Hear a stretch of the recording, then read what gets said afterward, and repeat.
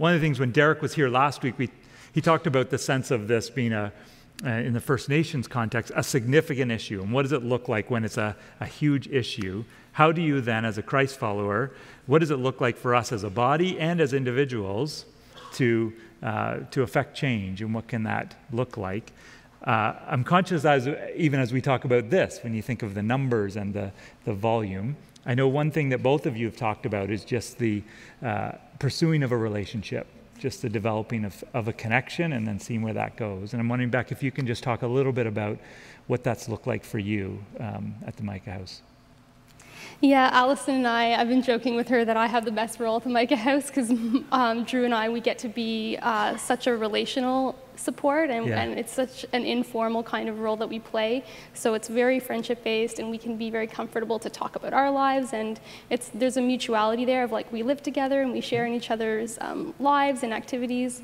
And so we're really privileged to get the chance to develop those kind of relationships just by nature of being there and getting to share in like kids' first moments when they go and play in the snow and different things like that. Sure. One friend in particular that we've gotten to know who came to the Micah House, we didn't know him initially, and he and his mother came and we got to know him and he became quite a close friend of ours. And it's been such a blessing in my life, and as I sit here and talk about it, I'm really aware that I'm a secondhand experience of what it would be like for a newcomer, and so he has actually said that he would be interviewed and answer a few questions, so he's done that, and I'm really thankful that we'll be able to hear from him about what it was like to just develop a relationship through the Micah House and then later on the Meeting House. That's great. So why don't we listen to that now? We've got him on audio. Hey, friend. Hello. Thanks for agreeing to be a part of this interview. My pleasure. Can you tell us about how you got involved with the Meeting House? As a newcomer to Canada, I arrived to the Micah House. I didn't really know what to expect.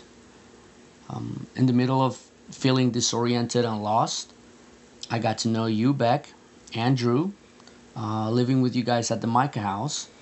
It shocked me that you guys were a young couple who would share your time and energy doing something for complete strangers. I wonder what would drive you to actually be so kind to us. And as I got to know you, Andrew, you guys told me how your church was a big part of your life. Eventually I got the courage to ask you if I could come along, and I went to one of your home churches. From then on, you guys showed me that Christian living was something that was real. That one could live the example and not just leave it behind as a Sunday sermon. Can you tell us about what God has been doing in your life since you came to Canada? Well, as someone that grew up Catholic, I never really went to church or practiced anything that was supposed to be part of my faith.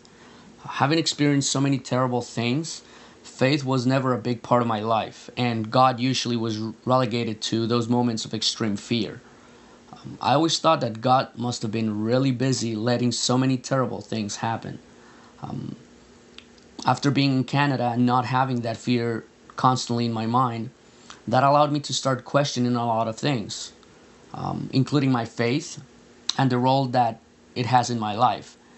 And seeing how the Meeting House is full of people that are putting into action what Jesus teaches definitely opened my eyes, and it has become a big part of the process of rebuilding my life.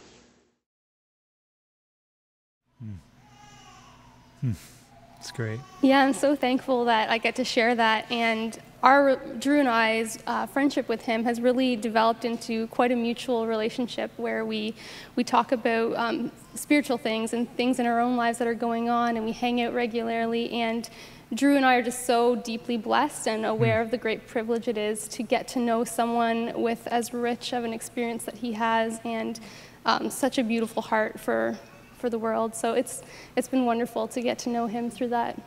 Yeah, that's great. I'm struck too by the reciprocal nature of that, of it going in both directions, and you've talked about that, for him being impacted, but then for you and Drew being impacted, and how God works in both directions, which is some of what we're talking about as we talk about Ubuntu, of me becoming who I ought to be as you become who you ought to be. And you've seen that in that relationship, which is really cool.